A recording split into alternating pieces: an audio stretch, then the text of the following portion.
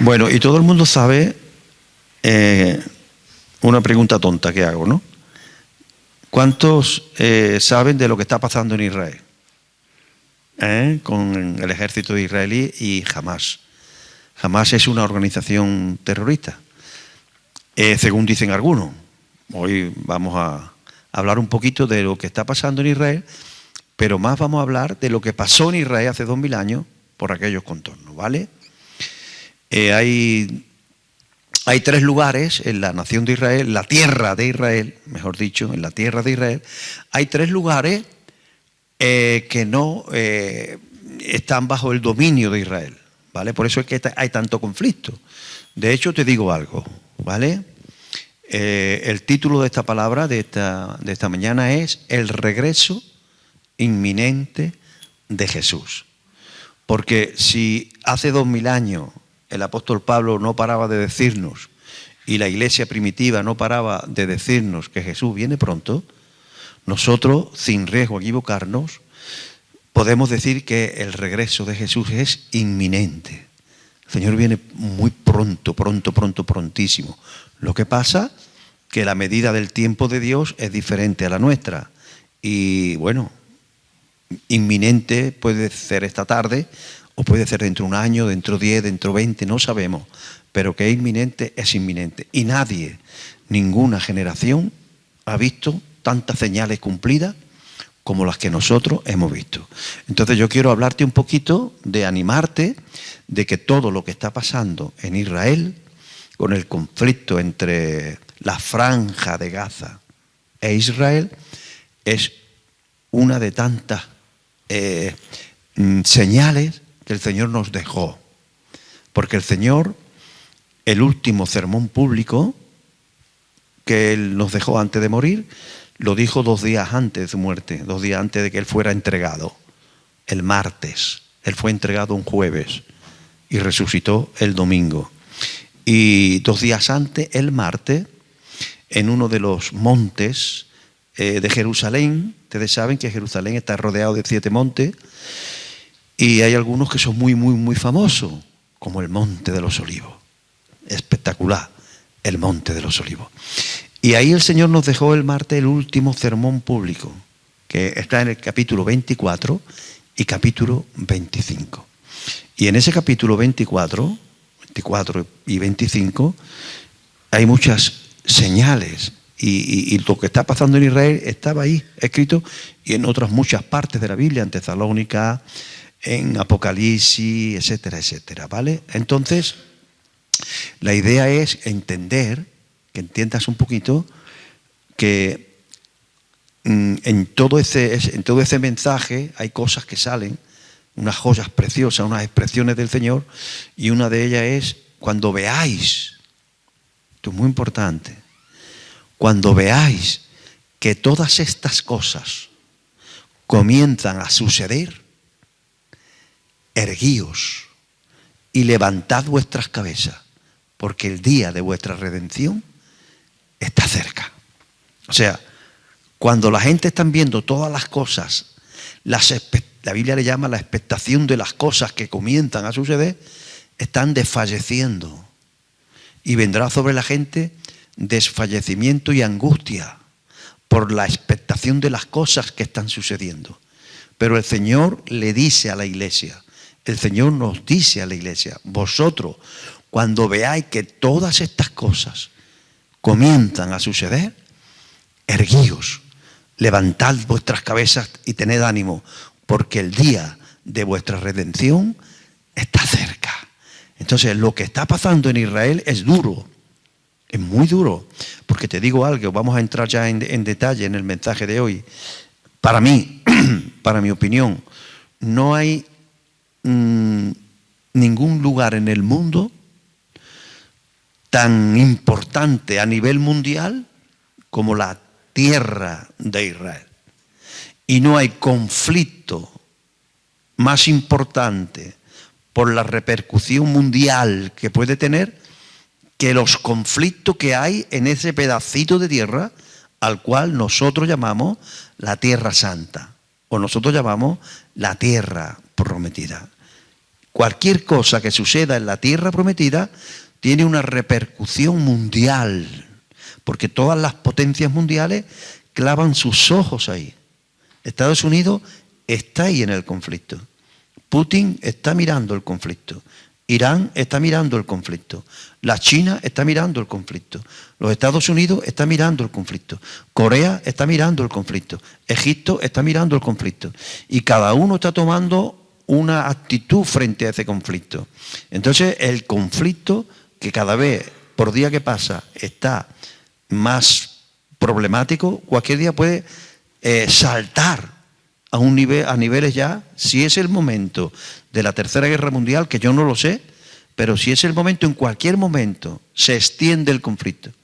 En el momento que Irán diga, no, ahora nosotros vamos a defender a Gaza, a los gazatíes, y en ese momento que haga eso, Estados Unidos, yo estoy defendiendo a Israel, y Putin dirá, pues yo entonces estoy con Irán, y la China dirá, yo estoy con Putin, y la OTAN dirá, pues yo estoy con Estados Unidos, y entonces será la Segunda Guerra Mundial, será esto comparado con lo que puede pasar si entramos en una guerra mundial. Va a ser horrible. Y tan horrible, tan horrible, tan horrible, que Jesús le llama los días de la gran tribulación. Ustedes habéis oído de la gran tribulación. Ese título lo puso Jesús. Que habrá en el mundo una tribulación tan grande como ni la ha habido ni la habrá nunca jamás, comparable con esos 7 años de la gran tribulación. Pero nosotros, la Iglesia, el Señor nos dice, cuando veáis que todas esas cosas comiencen a suceder, erguíos, levantad vuestras cabezas, porque el día de vuestra redención está muy cerca. Entonces, cuando tú veas que lo estás viendo, porque no paran de bombardeando la noticia, que esas cosas ya están sucediendo, ya está muy cerca. Dice la Biblia que la Iglesia ve los dolores de parto. La Iglesia no ve la criatura cuando entra la gran tribulación, no lo ve. El parto no lo ve. La Biblia está llena de metáforas, ¿vale? Y en los días del fin emplea el Señor la metáfora de que será como los días, eso será como la mujer cuando va a dar a luz, que primero tiene unas contracciones muy pequeñitas. Los que somos padres sabemos, porque hemos tenido a nuestra mujer como un calambre, una contracción. Pero cada vez las contracciones son más seguidas y más fuertes, hasta que ya no son contracciones, sino que ya son dolores. Hasta que al final hay un dolor espantoso cuando ya está teniendo al niño, ¿no? Entonces, la Iglesia no va a ver ese niño. Es una metáfora.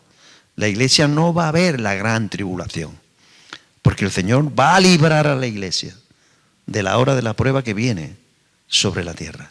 Pero yo te tengo que hablar la verdad. No toda la Iglesia se va. No toda la Iglesia se va. Parte de la Iglesia se va y parte de la Iglesia se queda. Y en ese sermón, capítulo 24, capítulo 25 de Mateo, ahí está gran parte de todo el conocimiento de estas cosas. Hay otras cosas que no están ahí, porque están en otras epístolas, en otros evangelios y sobre todo en el Apocalipsis. Pero una gran parte es el último sermón que Jesús nos regaló desde uno de los montes más sagrados de Jerusalén. Recuerde, Jerusalén está rodeado de 7 montes. Y el martes, 2 días antes de la Pascua, aquella Pascua que se celebró cuando Jesús fue entregado, esa Pascua cayó en jueves. Y el martes, 2 días antes, Jesús visitó 2 montes. Y el último día, el jueves, donde él fue entregado, la noche del jueves, Jesús visitó otro monte. Son los 3 montes que Jesús visitó en los 2 últimos días aquí en la tierra, cuando estuvo vivo. ¿Vale? Uno de ellos es el monte del templo, otro es el monte de los olivos y otro es el monte de Getsemaní. La gente se confunde. Yo quiero que esta iglesia conozca bien las cosas, ¿no? El monte de los olivos no tiene nada que ver con el huerto de los olivos. El huerto de los olivos estaba dentro del... el huerto de Getsemaní estaba dentro de un monte que se llama Monte de Getsemaní, ¿vale? Pero el monte de los olivos es otro monte, de los 7 montes que rodean a Jerusalén, porque Jerusalén está rodeada de 7 montes. Los 4 más famosos es el monte Sión, que se ha convertido en la representación, como el icono de la nación de Israel, el sionismo. ¿De dónde viene el concepto sionismo? Del monte Sión. Y era uno de los montes favoritos del rey David. El monte Sión, que está a los lados del norte, en la ciudad del gran rey, en la ciudad de Jerusalén, el monte Sión. Otro es el monte de los olivos. Otro es el monte del templo. Y otro es el monte de Getsemaní. Esos son los 4 montes más famosos de los 7. Hay otros 3, pero esos 4 son los más conocidos. Y Jesús visitó desde el martes hasta el jueves el monte del templo, o dependiendo a quién le pregunte. Si usted le pregunta a un árabe, le dirá que no se llama el monte del templo, sino se llama el monte de la explanada de las mezquitas. Claro, si usted le pregunta a un judío, te dirá que ese es el monte del templo. Y ese es, lo vamos a ver ahora, tengo ahí una foto. Ese monte es precioso, porque ese monte, te voy a dar un poco de conocimiento histórico para que entiendas mejor la predicación que Jesús nos regaló, que fue una predicación de Mateo 24, Mateo 25. Yo te voy a dar una introducción en esta 50 minutos, pero tú, si tú quieres, pues saboreala en tu casa, léela tranquilamente. Mateo 24 y 25, que es la predicación que el Señor nos regaló, fue la última, porque ya luego habló el miércoles, se fue a Betania, el martes nos regaló esta predicación en el Monte de los Olivos. En verdad empezó en el Monte del Templo, con una reflexión que le hacen los apóstoles, y Jesús le dice: ¿Veis todo esto? De cierto os digo, que no quedará aquí piedra sobre piedra que no sea destruido. Y entonces eso se lo dijo en el monte del templo. Entonces bajaron del monte del templo y porque por lo visto ellos querían sacarle a Jesús más información, porque Jesús dijo en el monte del templo, porque ellos le dijeron: wow, ve Señor, todo este edificio. Fue como una reflexión que uno de los 12 le diría: Señor, ¿has visto qué bonito el templo, esto, lo otro, por el monte del templo? Y Jesús dijo: pues veis todo esto, de cierto os digo, que no quedará piedra sobre piedra que no sea destruido. Eso lo dijo el Señor cuando ellos le hicieron esa reflexión en el monte del templo. Entonces el Señor bajó del monte, se fue ya del templo. Él visitó el templo por última vez el martes, se fue del monte y se fue a un monte muy cerquita de ese, que a otro monte, porque cuando hablamos de montes no eran montes altísimos, los montes de Jerusalén no son tan altos. Y él se fue a otro monte, porque al Señor le gustaba mucho ese monte, que es el Monte de los Olivos. Y ahí se sentaron. Y cuando ya se sentaron, parece que Jesús funcionaba así, y los apóstoles sabían cuándo preguntarle y cuándo no. Bajaron, se fueron al otro monte, y allí le dijeron: Señor, ahora que estamos aquí tranquilitos, los 13, los 12 contigo, dinos, ¿cuándo serán estas cosas? ¿Y qué señal habrá de tu venida y del fin del mundo? Ahí es cuando Jesús les regala Mateo 24 y 25. Que todo es relacionado con el tiempo del fin. Son 3 preguntas, en verdad. Ellos le hacen 3 preguntas en una. Por eso la gente se hace un lío, porque todo lo que Jesús contesta en el capítulo 24 y capítulo 25, la gente se piensa que en los días del tiempo del fin. Y no, la pregunta es triple, porque ellos le hacen esa pregunta cuando Jesús le dice: ¿veis todo esto? Pues yo os aseguro que no quedará aquí piedra sobre piedra que no sea derribada. Entonces es cuando ellos le dicen, ya relajado en el Monte de los Olivos: ¿cuándo serán estas cosas? ¿Cuándo será que no quedará aquí piedra sobre piedra que no sea derribada? ¿Cuándo se va a cumplir tu profecía? El Señor acababa de darle una profecía que no quedaría del monte del templo, no quedaría de todos esos edificios que rodeaban el templo, que era el templo de Herodes, el templo que construyó Herodes cuando era el rey de Judea, y era impresionante, y las casas que allí habían, los adyacentes al templo, edificios impresionantes, algunos edificios públicos, y Jesús dijo, no quedará piedra sobre piedra. Entonces ellos le dijeron, ¿cuándo? ¿Cuándo se va a cumplir esa profecía? Y la segunda pregunta, porque fue una pregunta triple, dinos, ¿cuándo serán estas cosas? Dinos, ¿qué señales habrá de tu venida? Y dinos algo sobre el fin del mundo. Y Mateo 24, 25 es la respuesta de Jesús a esas tres preguntas.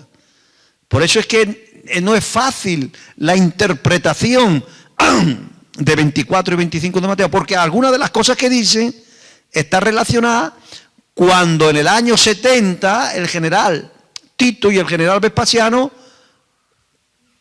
fue usado por el enemigo, por quien fuese, para que se cumpliera la profecía de Jesús. Cuando llegaron allí 40 años después de la profecía de Jesús, en el año 70, porque Jesús muere aproximadamente, siempre es aproximadamente, Jesús muere aproximadamente en el año 30, ¿vale?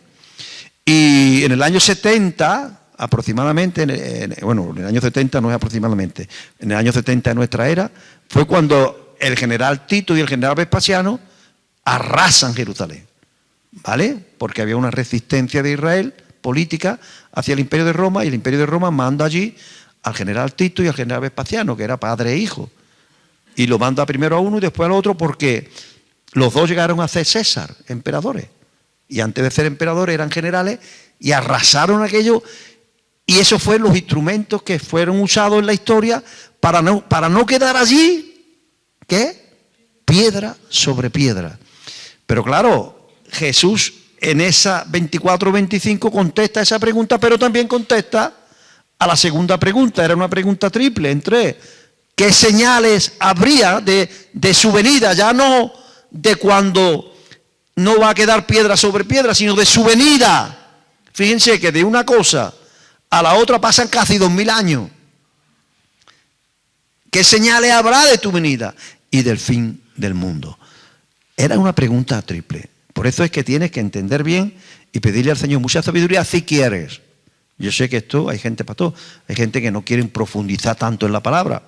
Cada uno es libre. Hay algunos, esto es como comer. Algunos se conforman con comer cualquier cosa. Otros pues le gusta irse a los mejores restaurantes. Bueno, lo importante es que comamos, ¿no? Cada uno, algunos se conforman son veganos, ¿no? Y nada más que quieren vegetales y tal. Bueno, pues ya está. Pues si tú quieres eso, no pasa nada. Otro le gusta otras cosas. Pues esto es igual, ¿no? Si tú quieres saber del tema, métete y busca esta tarde 24-25 de Mateo lentamente, suavemente, a fuego lento. Y pídele revelaciones al Señor. Bueno, vamos a ir enriqueciendo la palabra un poquito. Mira, ahí está, muy bien, Matías, un aplauso para Matías, ahí lo tiene.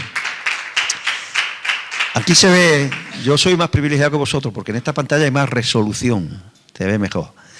Esto es el monte del templo.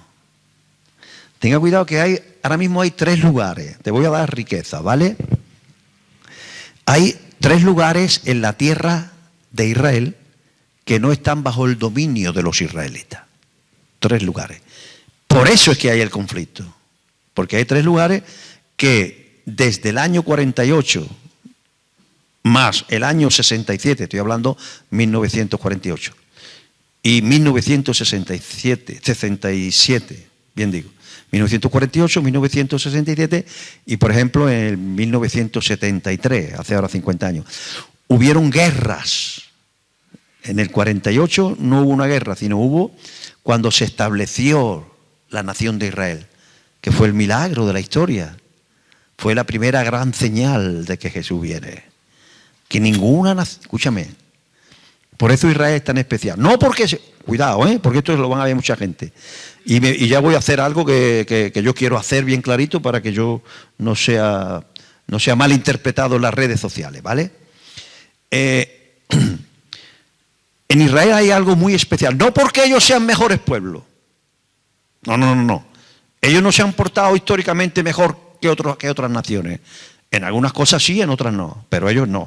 Es más, quienes mataron a Jesús fueron los judíos. Quien persiguieron a los apóstoles fueron los judíos. Y quien odia hoy, la gran mayoría de los judíos odian a Yeshua. A Yeshua, ese Yeshua histórico que dicen, los cristianos dicen que se llama Jesús y que ellos odian. De hecho, cuando no hay guerra árabe-israelí, los judíos persiguen iglesias cristianas. Evangélica, católica, protestante, una iglesia que tenga una cruz, solapadamente son perseguidos. Ellos están continuamente viviendo Juan 1:12, que dice que a los suyos vino y los suyos no le recibieron. Ellos siguen rechazando a Jesús. No quieren saber nada con Jesús. Sin embargo, por la fidelidad de Dios, porque son los hijos del amigo de Dios, Dios los sigue amando.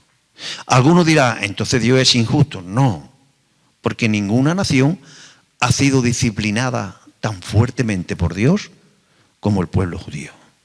Una cosa es que Dios te ame como a su hijo y otra cosa es que Dios te discipline. Porque Dios al que ama, disciplina. Y azota a todo aquel que recibe por hijo. O sea, que Dios sigue siendo el Dios de Israel. Aunque ellos sean infieles, Dios sigue siendo fiel. Porque aunque tú seas infiel, Dios sigue siendo fiel. Ese es nuestro Dios. Y además, alégrate que Dios es así. Porque si Dios es así con el pueblo de Israel, también lo es contigo. Porque si Dios no fuera fiel, como lo es, ya me hubiese a mí dejado. Por todas las cosas y los fallos y los errores que yo he cometido en los 48 años que llevo siendo cristiano. Pero si Dios no me ha dejado y ha dicho, bueno, lo voy a intentar una vez más. Venga, otra vez ha caído. Te mando la caballería, te mando la artillería, te mando la infantería, te mando la... Pero yo quiero hacer cumplir mi propósito en ti. ¿Por qué lo hace? Por su fidelidad. Y si Dios es fiel con la nación de Israel, también es fiel contigo. Eso no significa que sea injusto, Cuidado.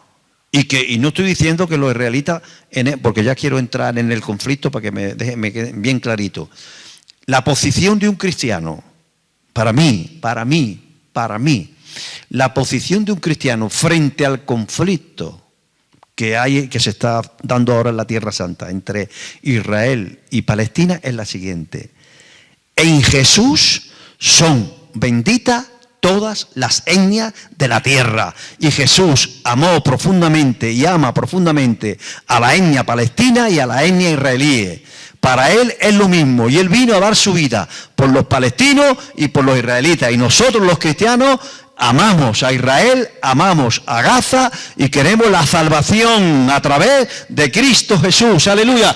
Y nos duele igual un niño palestino que un niño israelita. Por lo menos a mí. Esa es mi posición y yo creo humildemente desde Jaén, España, que es la posición que debe de tomar la Iglesia, ¿vale? El trato de Dios con Israel, eso es cosa de Dios. Pero la Iglesia fue enviada a predicar el Evangelio, ¿a quién? A todas las etnias de la tierra. ¿Y qué dice la Biblia de Jesús? Que Él es la esperanza de todos los pueblos. Y nosotros amamos y queremos que los palestinos conozcan a Jesús y sean escritos en el libro de la vida. Y queremos que los israelitas lo mismo. Porque ni los israelitas, ni los palestinos, ni nadie vendrá al Padre si no es a través de mí, dice Jesús.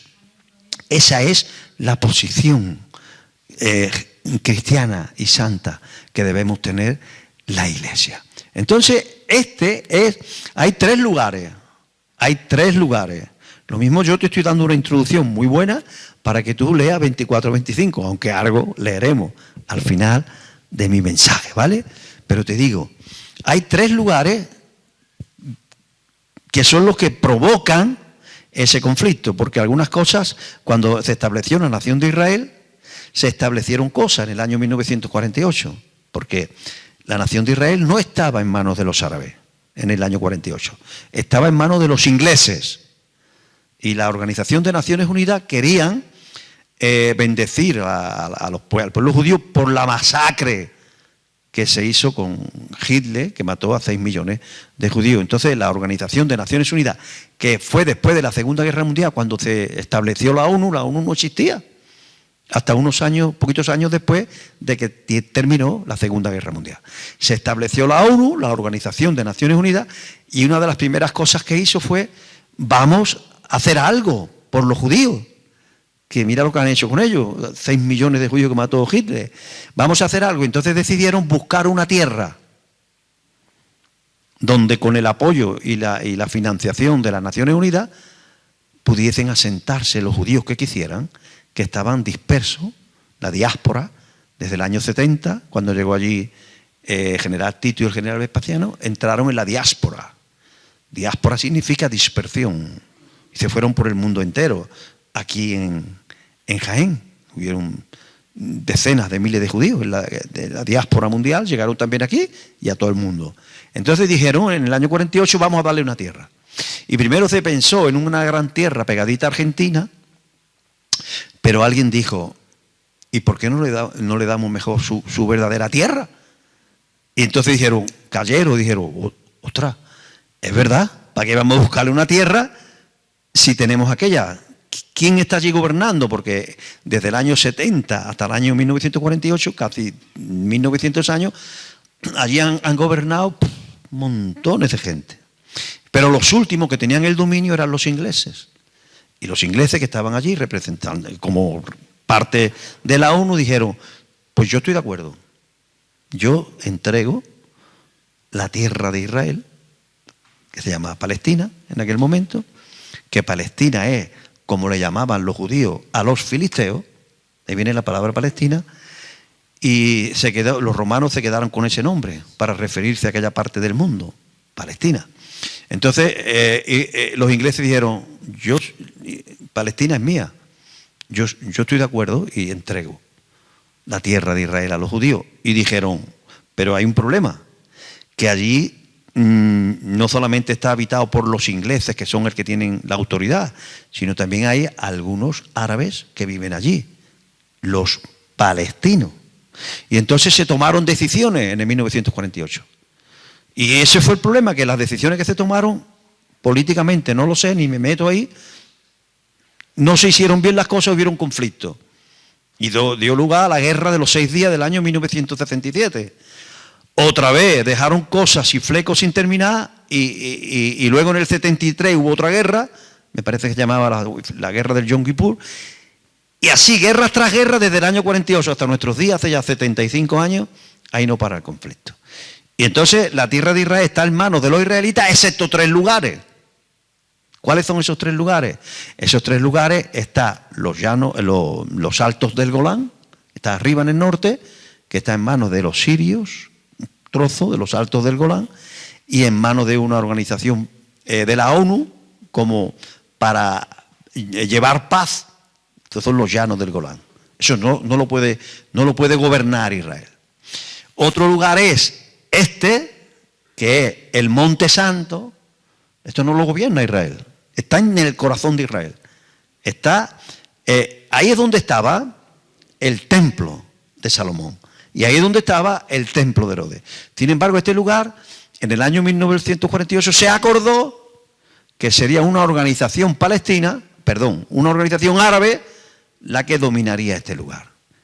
Por eso es que es tan importante este lugar, porque esa organización árabe se ha adueñado de eso porque se acordó así.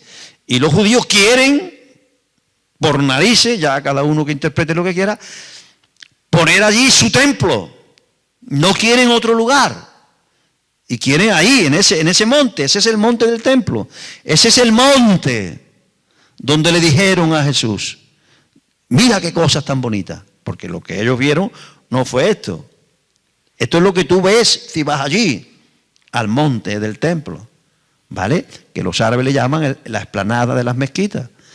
Mal llamada explanada de las mezquitas, porque tendría que ser explanada de la mezquita, porque ahí solo hay una mezquita. Lo que pasa es que hay 2 edificios.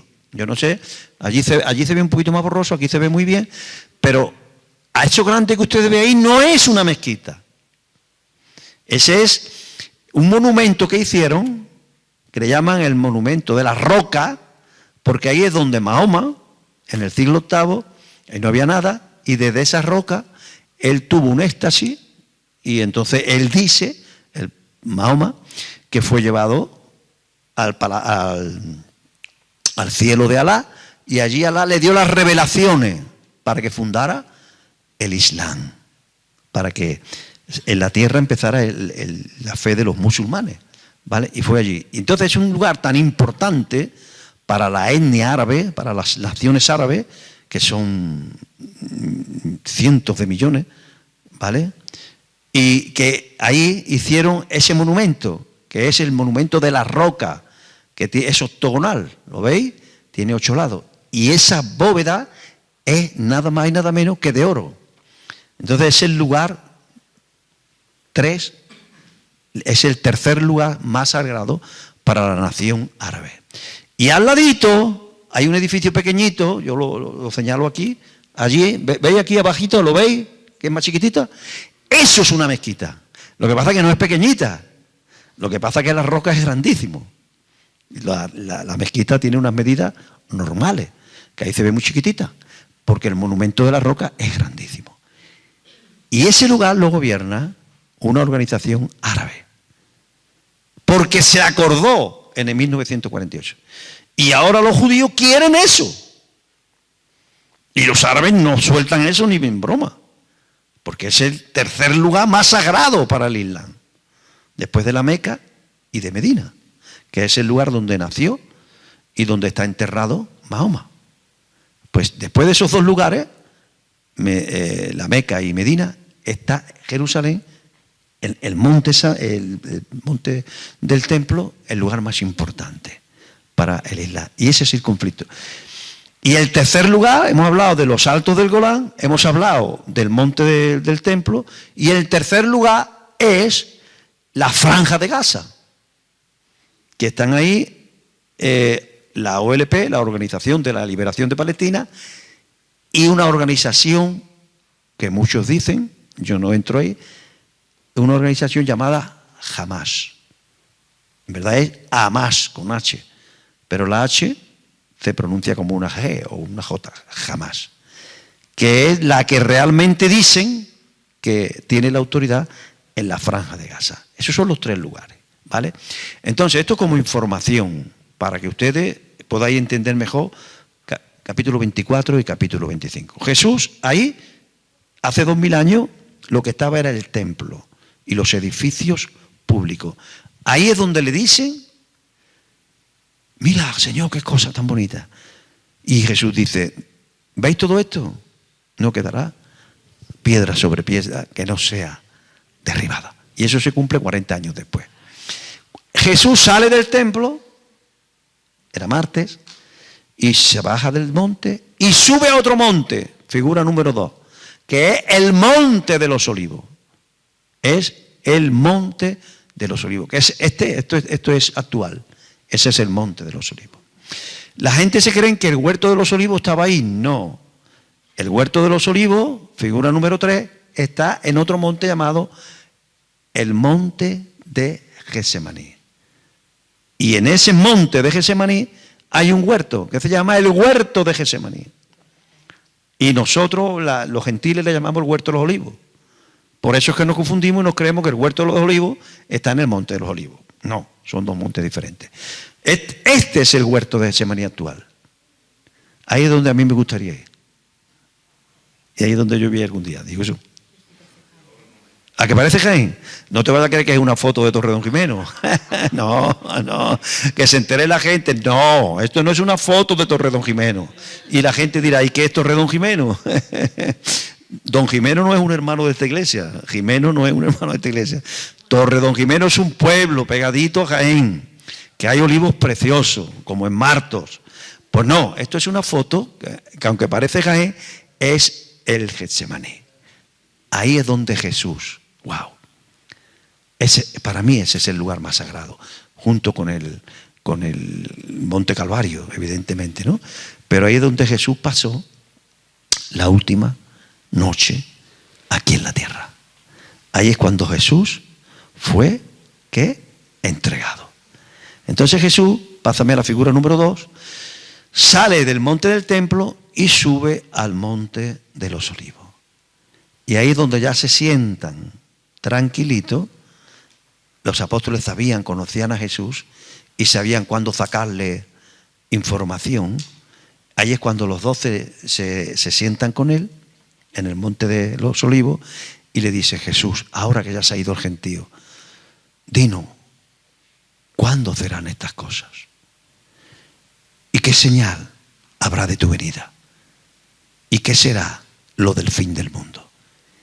Y entonces Jesús les regala Mateo 24 y 25.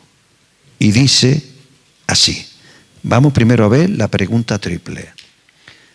24 del 1 al 3. Esto sucedió en el Monte Santo, en el monte del templo, o en la explanada de las mezquitas.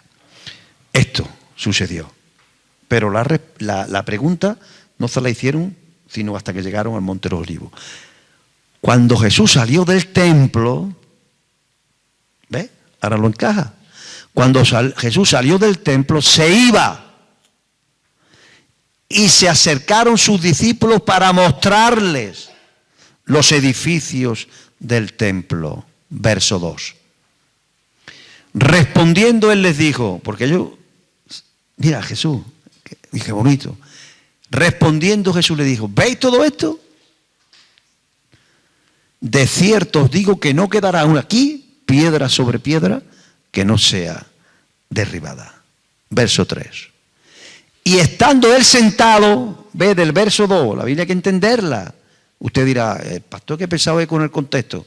Pero hay que entenderla, porque si tú lees el verso 3, sin entender estas cosas, te crees que allí mismo le hicieron esta pregunta, pero no, dice que cuando salió Jesús del templo, le dijeron aquellas cosas. Y estando él sentado en el monte de los olivos, en el otro monte, entonces los discípulos se le acercaron aparte, ya tranquilito allí, diciendo: dinos, ¿cuándo serán estas cosas?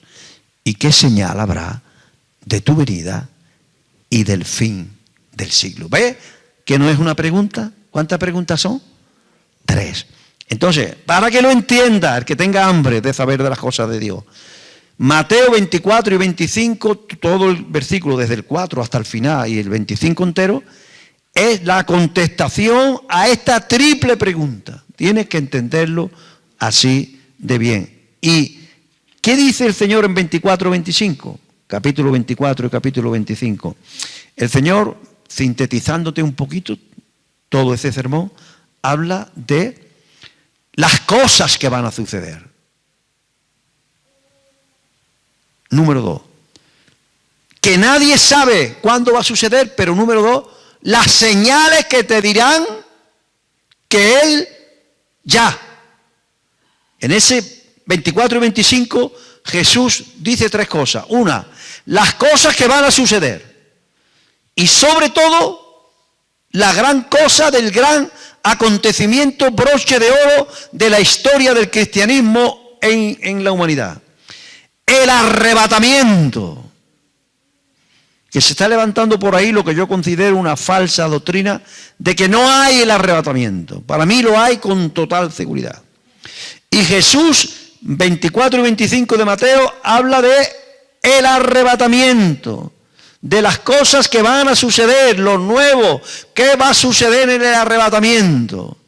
En el arrebatamiento lo que va a suceder es que viene el Señor, pero nadie lo ve. Viene invisible. Solo se oye el rugir de una trompeta, de un shofar, desde el oriente hasta el occidente, y se oirá en los 4 extremos de la tierra una trompeta gigantesca sonando, el sonido del shofar que está diciendo que los muertos cristianos resuciten. Y ese sonido de trompeta llegará a la tierra y al mar, y de una manera milagrosa la tierra y el mar entregará los cuerpos de todos los cristianos que fueron antes que nosotros y están enterrados o en el mar o como estén. Los muertos en Cristo resucitarán primero. Inmediatamente, parte de la iglesia existente en ese momento se unirá a los muertos en Cristo y subirán para arriba sin pasar por la muerte. ¡Wow! El arrebatamiento, el Señor cerrando un ciclo de una manera preciosa, y es que hay cristianos, los que pertenezcamos a la última generación, que vamos a tener el privilegio de ser transformados en cuerpos glorificados sin pasar por la muerte. Todos los cristianos han tenido que morir para irse al cielo, excepto los últimos, que los últimos serán arrebatados vivos, pero a la vez que te arrebata, en ese instante que te va para arriba, en ese instante tu cuerpo se transforma. ¿Veis la diferencia?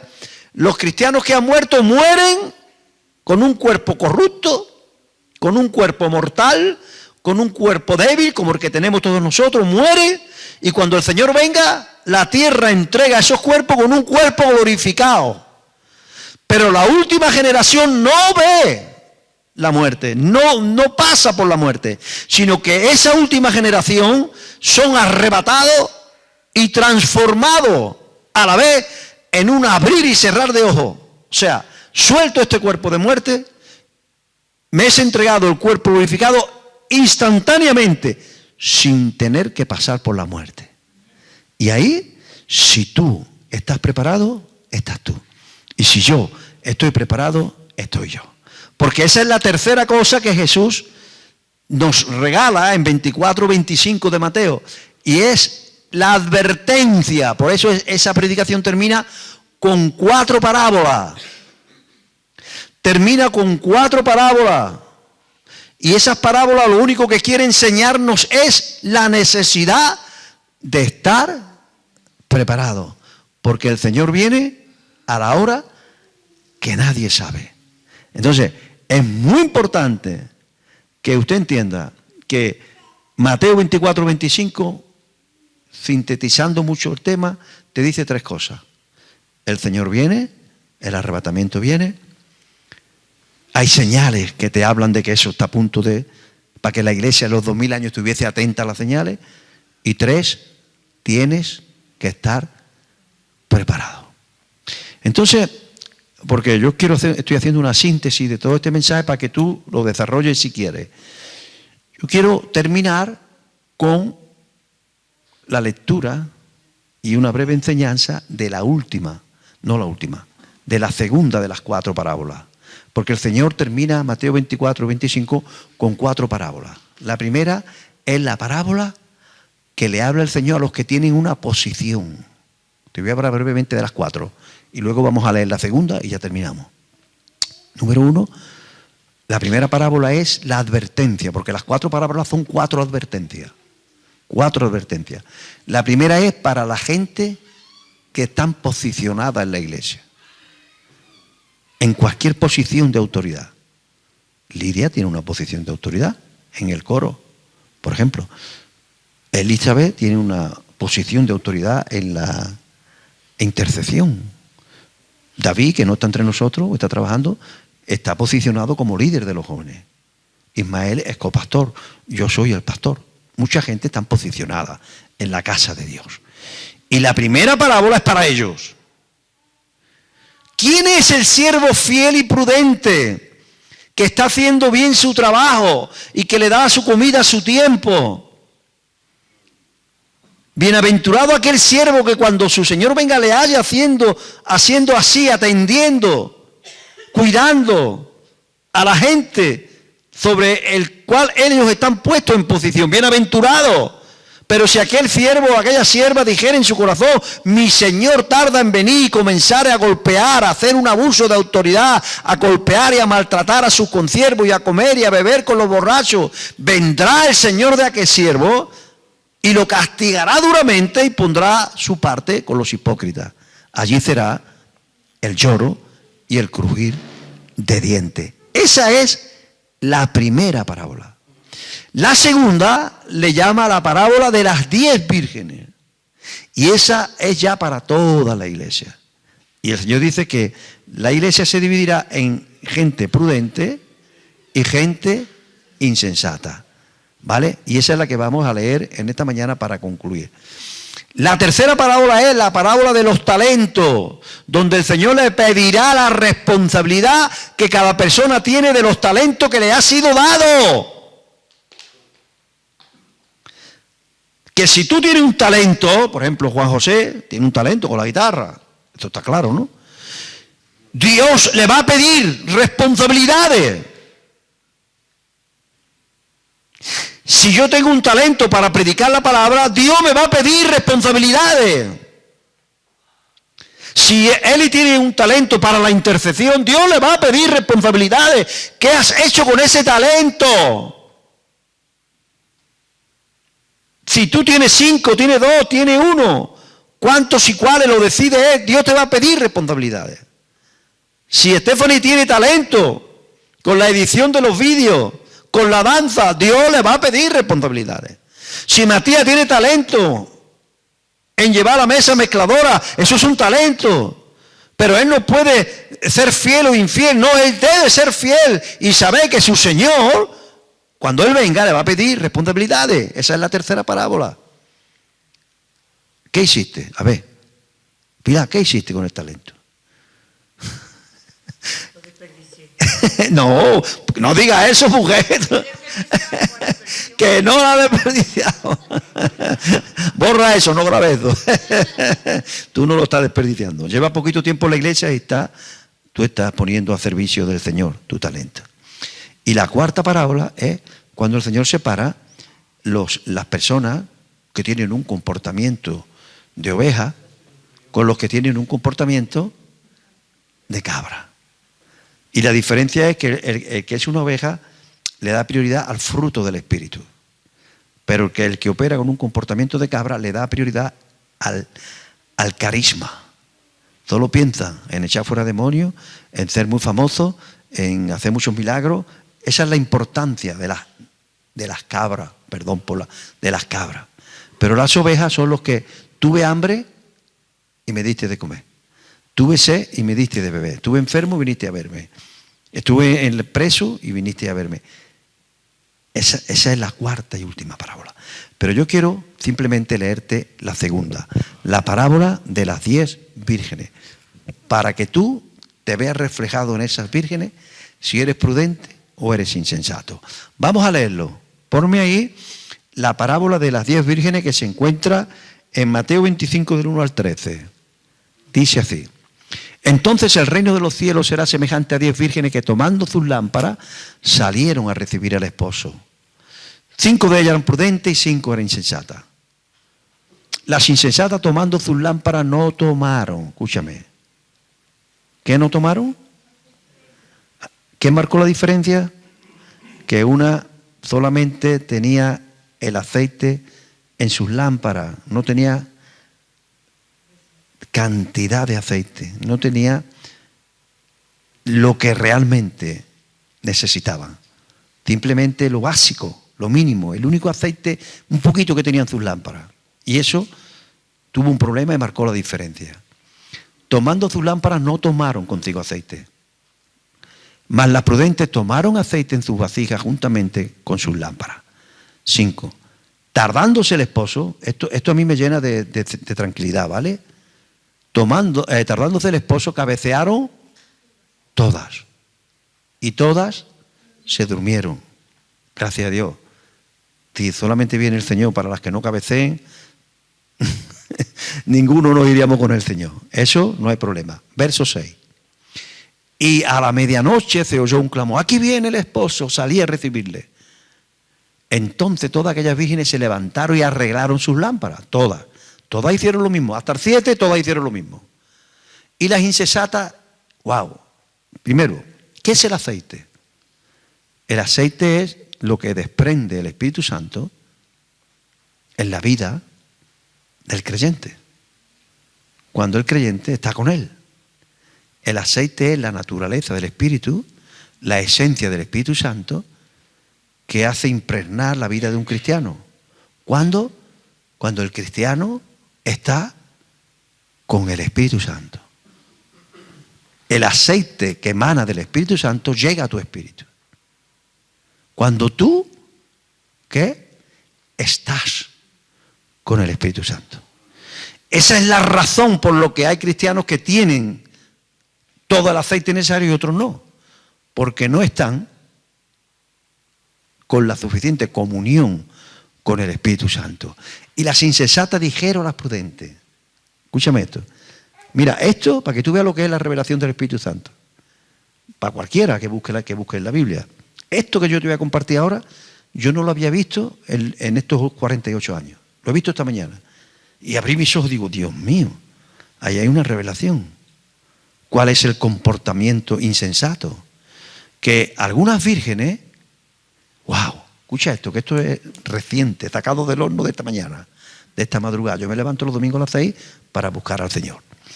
Y las insensatas dijeron a las prudentes, dadnos de vuestro aceite. Los insensatos son aquellos que su vida espiritual depende de los otros. Porque todavía no han descubierto, y a lo mejor llevan 50 años, a que hay un Getsemaní propio tuyo, donde tú tienes que adquirir tu aceite en comunión con el Espíritu Santo. Tú no puedes depender del aceite que yo pueda darte. Eso es un extra, una ayuda. Tú no puedes depender del aceite que te pueda dar Eli. Eli, mi marido que es muy malo, toma la nota, llévalo al grupo de intercesión. Perdona. Vete al Getsemaní. Vete al Getsemaní. Getsemaní significa molino de aceite. Vete a triturar tus propias aceitunas. Vete a buscar la cosecha de tu propio aceite. Wow. Porque mira lo que sucede. Dadnos de vuestro aceite. Porque nuestras lámparas se apagan. Wow. No puede. El aceite que Dios me ha dado a mí, porque yo le busco, no porque sea pastor. El aceite no es para los pastores. El aceite no es para las ovejas. El aceite no es para los cantores. No. El aceite es para todo el que le busque. No importa tu rango. No importa tu posición. No importa tu tiempo. Más busca, más aceite tiene. Y no depende, al revés. Viene a dar. ¿Por qué hay cultos que se incendia el culto del fuego del Espíritu Santo? ¿Por qué? Porque hay aceite. Porque el aceite es el combustible. ¿Y por qué hay aceite en nuestro espíritu? Porque hemos buscado al que realmente es el dueño del aceite, que es el Espíritu Santo. Por eso mira esta revelación, que me vino esta mañana buscando al Señor. Porque nuestras lámparas se apagan. La persona que depende de otro llega un momento que se acaba y entonces dice, voy a ir a buscarlo, voy a ir a comprarlo, entre comillas, voy a trabajarlo. Y ya no le dio tiempo. Porque ahí hay una revelación. No te va a dar tiempo de triturar oliva. No te dará tiempo de buscar tu cosecha de aceite. Tienes que vivir preparado. ¿Quieres ser de los que se van o de los que se quedan? ¿Quieres ser de los prudentes que se van a la boda o de los que se quedan y se quedan en la gran tribulación? Tienes que tener aceite de sobra. Porque eso nada más que tenían un poquito en las lámparas, pero el otro decía, no, yo tengo la lámpara y tengo aquí una vasija. Se va acabando, voy echando. Se va acabando la vasija, yo trituro. Yo tengo un molino en mi casa. ¿A dónde, hijo? Al lado de mi habitación. Allí, de rodillas, tengo mi Getsemaní. Donde todos los días trituro oliva. ¡Wow! ¡Wow! Dadnos de vuestro aceite porque nuestras lámparas se apagan. Verso 9. Las prudentes respondieron diciendo, para que no nos falte a nosotras y a vosotras, es más bien, como yo voy, ve tú. ¿Cómo te voy a dar, Pilar? No. Yo soy tu pastor, te doy un poquito de lo que tengo, pero tú tienes que buscarte tu propio Getsemaní. No puedes depender. Tú no puedes pretender no buscar al Señor nada en toda la semana, nada, ningún día. Vienes más seco que un esparto. Y ahora depende, vale, el Señor te lo da. Sí, a lo mejor Eli está llena del Espíritu Santo y ora y cae un poco de aceite y tú con una gotita. Está bien, disfrútala. Pero hija mía, vete a tu Getsemaní. Que hay otros que también necesitan el aceite que tú portas. Y más bien, para que no nos falte, porque yo no tengo todo el aceite. Yo no soy el que da el aceite. Yo mi cosecha, yo la busco en mi Getsemaní, triturando mis olivas. Y tú tienes que tener tu propio Getsemaní, triturar. El aceite no sale. No, cuando tú vareas la oliva no sale aceite. No, sale oliva. Para el aceite hay que triturarla, machacarla, pisotearla. Y con la trituración de la aceituna es cuando sale. Cuando tú te trituras delante de Dios, tendrás aceite de tu propia cosecha. Y no te faltará. Y tu lámpara estará encendida. Y cuando se oiga el clamor, ahí viene el esposo. Tú serás de los que te vas con el Señor. Por eso dice, id más bien para que no nos falte. Pero lo que no contaban es con lo que pasa en los siguientes versículos. Versículo 10. Pero, wow, un pero. Pero mientras ellas iban, ¿a dónde iban? A su Getsemaní, a donde se adquiere el aceite, a donde hay que trabajar el aceite, a donde hay que triturar tu alma. Allí te tienes que negar a ti mismo. Una prensa de oliva es un lugar de trituración. Ahí tú te machacas y dices, me la has jugado, pero lo perdono en tu presencia. Wow, estoy pasándolo mal, pero confío en el Señor. Ahí tritura tu voluntad. Eso es lo que hizo Jesús en Getsemaní. Trituró su voluntad y obtuvo el aceite necesario para ir a la cruz. Mientras ellas iban a comprar vino, el vino, no de beber vino, sino que vino el esposo. Y las que estaban preparadas entraron con él a la boda. Wow, lo siento mucho. Me gustaría no tener que leer este versículo, pero lo pone en la Biblia. Y se cerró, wow, se cerró la puerta. ¿Y sabe qué? ¿Sabe quién cerró la puerta? El esposo. ¿Y sabe que lo que el Señor cierra? No. ¿Y sabe que lo que el Señor abre? Nadie lo puede cerrar. ¿Sabe que eso pasó hace 4.000 años, una historia parecida en el arca de Noé? ¿Sabe que Noé se pegó 100 años? Va a llover,